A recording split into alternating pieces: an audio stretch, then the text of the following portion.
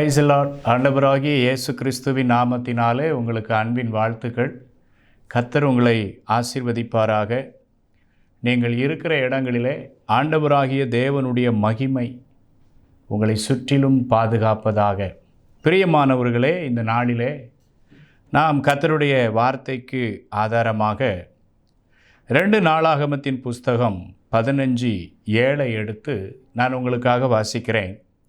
நீங்களோ உங்கள் கைகளை நெகிழ விடாமல் திடன் கொள்ளுங்கள், உங்கள் கிரியைகளுக்கு பலன் உண்டு என்று அங்கே அந்த தீர்க்கதரிசி சொல்லுகிறதை பார்க்கிறோம். அருமையானவர்களே, இன்றைக்கு ஆண்டவர் உங்களோடு கூட பேசுகிற காரியம் என்ன? உங்கள் கைகளை தளர விடாதிருங்கள், அதை திடப்படுத்துங்கள் என்று ஆண்டவர் சொல்லுகிறார். ஏன் ஆண்டவர் நம் கைகளை திடப்பட சொல்லுகிறார் என்று சொன்னால், அப்பொழுதுதான் நமது கிரியைகளுக்கு பலன் உண்டு. இன்றைக்கு நாம் உற்சாகமாய் இருக்கிற வரையிலே நல்ல கிரியைகளை செய்து நல்ல பலனை நாம் எதிர்பார்த்து காத்திருக்கிறோம். சோர்ந்து போகும்போது, நம்முடைய கைகளும் தளர்ந்து போகும்போது நாம் அந்த நல்ல பலனை எதிர்பாராமல் மிகவும் உடைந்து போகிறோம்.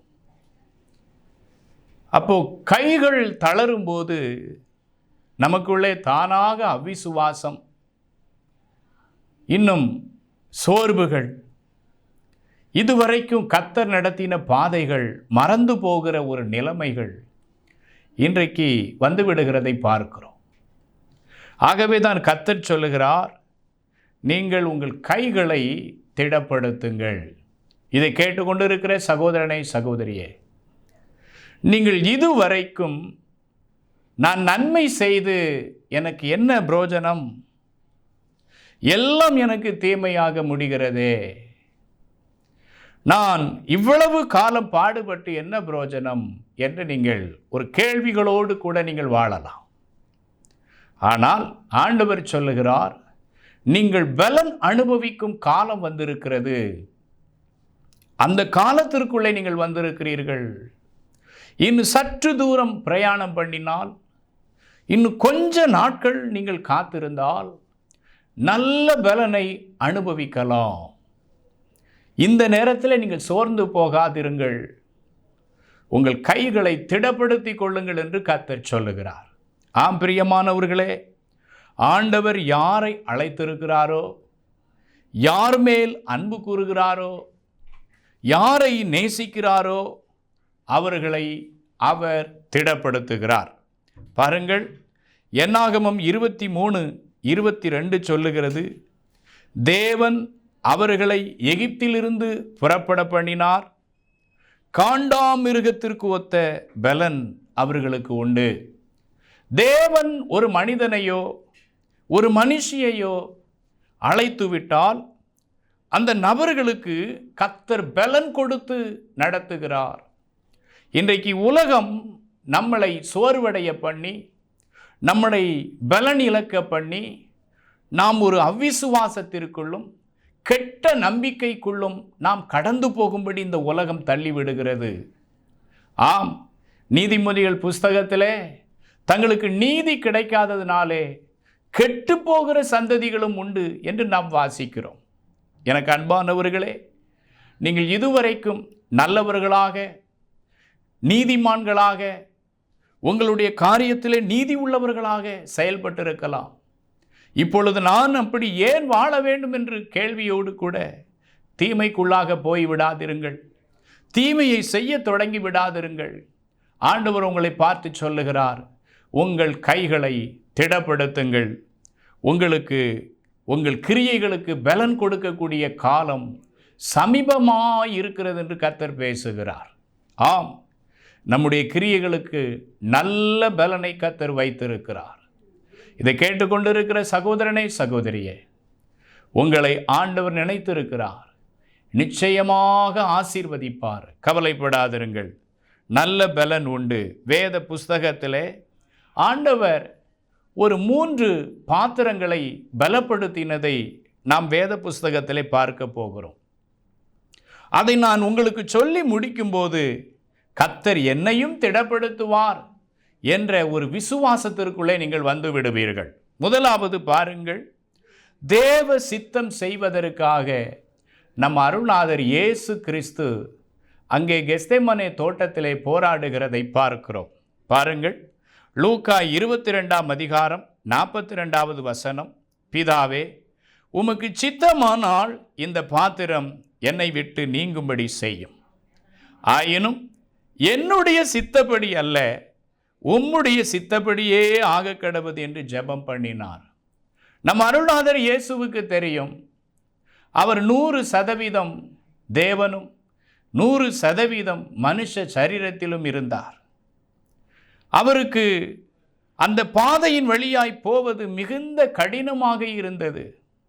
அது ஒரு உபத்திரவமான பாதை, அது ஒரு மரணத்தின் பாதை. ஆகவே பிதாவினிடத்தில் அவர் இப்படியாக ஜெபிக்கிறார், உமக்கு சித்தமானால் இந்த பாத்திரம் நீங்கும்படி செய்யும். ஆயினும் உம்முடைய சித்தப்படியே, என்னுடைய சித்தப்படி அல்ல என்று சொல்லி அவர் ஜெபிக்கிறார். காரணம், அவ்வளவு பாடுகள்.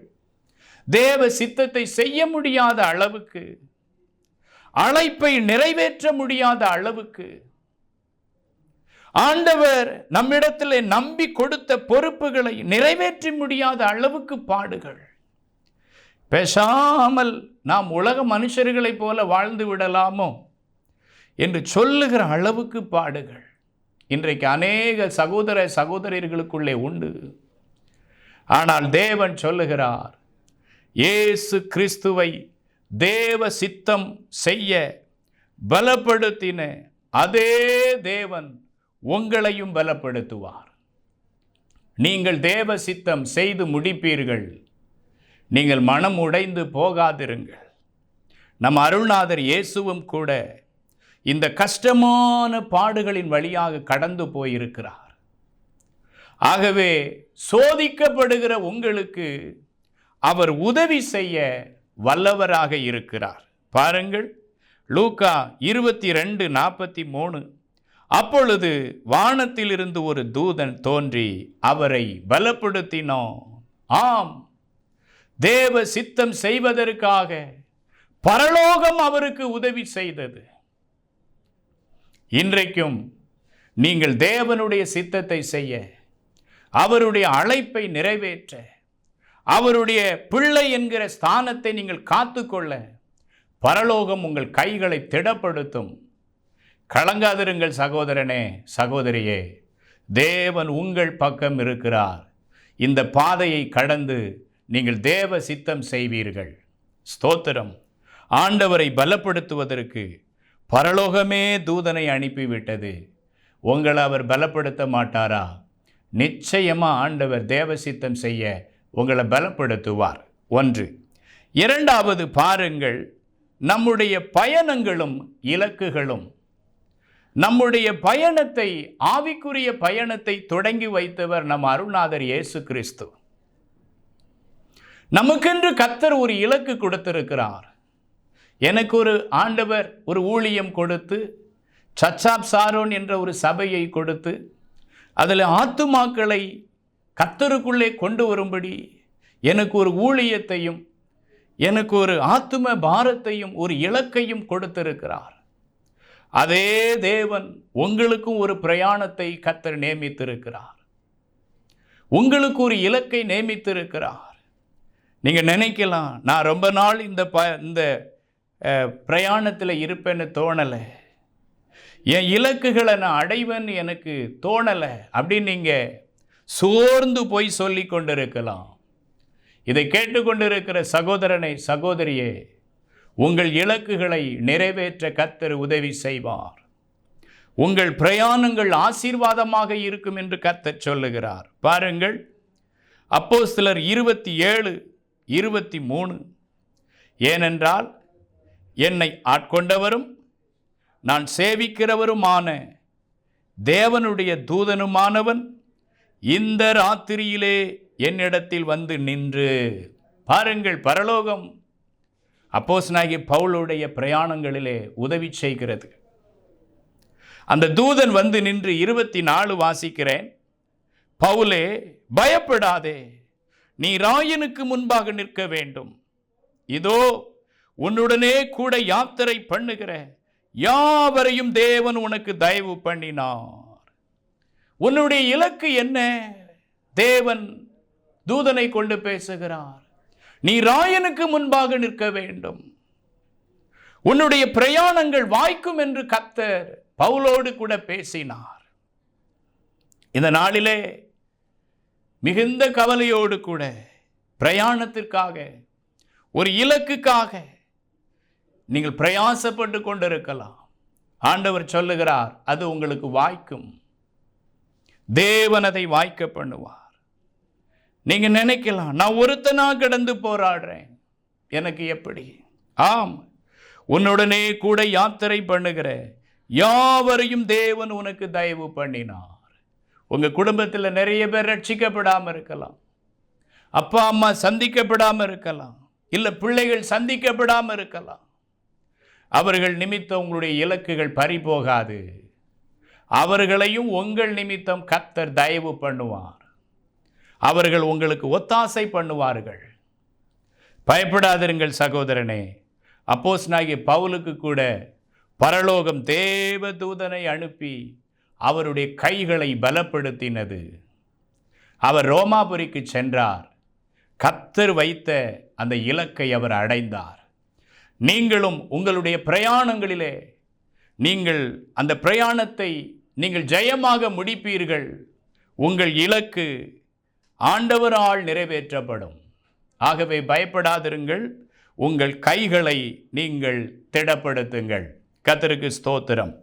மூன்றாவது என்ன? ஆண்டவர் உங்கள் தொழிலை ஆசீர்வாதமாய் இருக்கும்படி கர்த்தர் உங்கள் கைகளை பலப்படுத்துவார். ஆம், இதை கேட்டுக்கொண்டிருக்கிற சகோதரனே, சகோதரியே, ஆம், இன்றைக்கு நீங்கள் மிகுந்த கவலையோடு துக்கத்தோடு கூட ஆசீர்வாதம் இல்லாத நிலையிலே நீங்கள் இருக்கலாம். உங்களைப் போல ஒரு மனிதன் வேத புஸ்தகத்திலே, அருமையான யாக்கோபு என்ற மனிதன், தன் மனைவி பிள்ளைகளை தவிர அவன் ஒன்றும் சம்பாத்தியம் பண்ணாதவனாய் வெறும் கூலி மாத்திரம் வாங்கி பிழைப்பு நடத்த வேண்டிய நிலை இருந்தது. அவனிடத்தில் ஒன்றுமில்லை.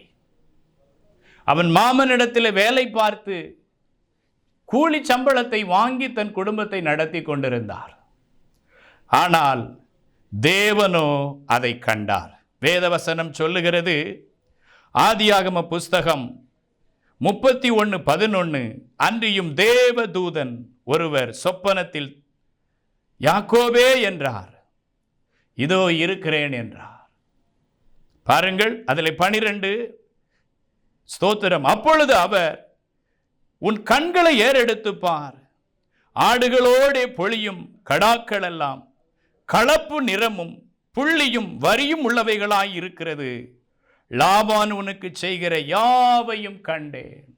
சம்பளத்தை கூட 10 முறை மாற்றினார். இவ்வளவு நாள் உழைத்தும் தனக்கென்று ஒரு பொருள் இல்லாத ஒரு நிலையிலே யாக்கோபு இருந்தார். அப்பொழுதுதான் தேவன் தரிசனத்திலே இடைப்பட்டார். யாக்கோபு, நான் உன்னை இதுக்காக அழைக்கல, நான் உன்னை ஆசீர்வதிக்க போகிறேன். பாரு, சொப்பனத்தில் இதெல்லாம் உன் ஆடுகளாய் மாறப்போகிறது. அன்றைக்கு தான் வேலை செய்த தொழிலாளியாய் இருந்த யாக்கோபு முதலாளியாய் மாறுவதற்கு தேவன் உதவி செய்தார். இந்த சத்தத்தை கேட்டுக்கொண்டிருக்கிற தேவ பிள்ளையே, கர்த்தர் உங்கள் கரங்களையும் உங்களுடைய போக்கையும் வரத்தையும் ஆசீர்வதித்து உங்களை தொழில்களிலே கர்த்தர் பெருக பண்ண போகிறார். இன்னும் வேதம் சொல்லுகிறது, ஆதியாகமம் 31:9, இவ்விதமாக தேவன் உங்கள் தகப்பனுடைய ஆடுகளை எடுத்து எனக்கு தந்தார். அந்த லாபான் என்கிற அந்த மனுஷன் யாக்கோபுக்கு சம்பளம் தான் கொடுத்தார். ஒரு ஆட்டுக்குட்டி கூட யாக்கோபினிடத்தில் இல்லாதிருந்தது. ஆனால் தேவன் வெளிப்பட்ட போது அந்த யாக்கோபு தொழில் செய்கிற ஐஸ்வர்யவானாக ஒரு நல்ல தொழில் செய்கிற மனுஷனாக யாக்கோபை கர்த்தர் மாற்றினார். உங்களையும் இந்த நாளிலே கர்த்தர் உங்களோடு கூட பேசுகிறார். நான் உன்னை ஆசீர்வதிப்பேன். உன் தொழில்கள், உன் போக்குவரத்து, உன்னுடைய வியாபாரங்கள் ஆசீர்வாதமாய் இருக்கும்படி உன் கைகளை திடப்படுத்துவேன் என்று கர்த்தர் பேசுகிறார். இந்த சத்தத்தை கேட்டுக்கொண்டிருக்கிற சகோதரனே, சகோதரியே, கர்த்தர் ஆசீர்வதித்ததினால் யாக்கோபுக்கு ஆதியாகமம் 30:43 சொல்லுகிறது, இவ்விதமாய் அந்த புருஷன் மிகவும் விருத்தி அடைந்து திரளான ஆடுகளும் வேலைக்காரிகளும் வேலைக்காரரும் ஒட்டகங்களும் கழுதைகளும் உடையவனுமானான். பாருங்கள், ஒன்றுமில்லாத ஒரு மனுஷனுடைய வாழ்க்கையிலே தேவன் இடைப்பட்டு அவன் கைகளை திடப்படுத்தி அந்த மனுஷனை கர்த்தர் பெரிய ஆசீர்வாதங்களை காண உதவி செய்தார். இந்த நாளிலும் சோர்ந்து போய் காணப்படுகிற சகோதரனே, சோர்ந்து போய் காணப்படுகிற சகோதரியே, கர்த்தர் உங்களுடைய வாழ்க்கையில இடைப்பட்டு உங்களை ஆசீர்வதித்து உங்களை திரளான நன்மைகள் உள்ள குடும்பமாக கர்த்தர் மாற்றப் போகிறார். ஆகவே பயப்படாதிருங்கள், உங்கள் கைகளை திடப்படுத்துங்கள். உங்கள் கிரியைகளுக்கு தக்க பலனை கர்த்தர் கொடுக்க போகிறார். கர்த்தருக்கு ஸ்தோத்திரம். அப்படியானால் நான் என்ன செய்ய வேண்டும்? தேவ சமூகத்திலே உங்க ஆத்துமாவை அடக்கி அமர பண்ணுங்கள். அது செய்யட்டுமா, இது செய்யட்டுமா, அதை அப்படி செஞ்சிடட்டுமா, இதை இப்படி செய்தால் என்ன? ஒன்றுமில்லை. தேவனுடைய சத்தம் உங்களுடைய படிப்பிலே, தொழில்களிலே, உங்களுடைய பிரயாணங்களிலே கேட்கும் வரைக்கும் மிகுந்த பொறுமையாய் தேவ சமூகத்திலே அமர்ந்திருங்கள். அப்பொழுது ஆண்டவர் உங்களை ஆசீர்வதித்து உயர்த்துவதை உங்கள் வாழ்க்கையிலே காண்பீர்கள். இன்று அநேகர் எதிலுமே கவனம் செலுத்துவதில்லை. கவனத்தை பலவாரியாக சிதற பண்ணி அவர்கள் எந்த காரியத்திலும் நிலை நிற்பதில்லை. ஆனால் தேவனுடைய பிள்ளைகளோ ஆத்துமாவை அடக்கி அமர பண்ணி தேவ சமூகத்திலே காத்திருக்கிறார்கள். இதை கேட்டுக்கொண்டிருக்கிற சகோதரனே, சகோதரியே, நீங்களும் தேவ சமூகத்திலே உங்களை அடக்கி அமர பண்ணி தேவ சத்தத்திற்காக, தேவ நடத்துதலுக்காக காத்திருங்கள். கர்த்தர் உங்களோடு கூட இருந்து உங்களை பலப்படுத்துவார். ஜெபிப்போமா. பரலோகத்தில் இருக்கிற எங்கள் அன்பு தகப்பனே, இந்த நல்ல தியான வேளைக்காக நன்றி. இந்த சத்தத்தை கேட்டுக்கொண்டிருந்த அருமையான சகோதரிக்காக, சகோதரனுக்காக ஜெபிக்கிறேன். கர்த்தாவே, தேவ சித்தம் செய்ய அவர்களுடைய கைகளை பலப்படுத்தும். அவருடைய பிரயாணங்களும் இலக்குகளும் வாய்க்கத்தக்க அவருடைய கைகளை பலப்படுத்தும். தொழில்களிலே, வேலைகளிலே ஆசீர்வாதத்தை பெற்றுக்கொள்ள அவருடைய கைகளை பலப்படுத்தும். அருமையான பிள்ளைகளுடைய படிப்புகள் கைகூடி வரத்தக்க அவருடைய கைகளை கர்த்தர் திடப்படுத்துவீராக. ஏற்ற காலத்தில் நல்ல பலனை அடைந்து கொள்ளும்படி உங்க பிள்ளைகளை சூழ்ந்து எப்போதும் ஆசீர்வதிப்பீராக. அவருடைய முகங்களில் உள்ள கண்ணீர் மாறட்டும், சரீரங்களில் உள்ள வியாதிகள் ஓடி போகட்டும். இன்று ஒரு ஆண்டவரே தேவ பலன் அவர்களை ஆளுகை செய்வதாக உங்க கரத்தில் தாழ்த்துகிறோம். இயேசுவின் நாமத்தில் ஜெபிக்கிறோம் எங்கள் நல்ல பிதாவே. ஆமென், ஆமென்.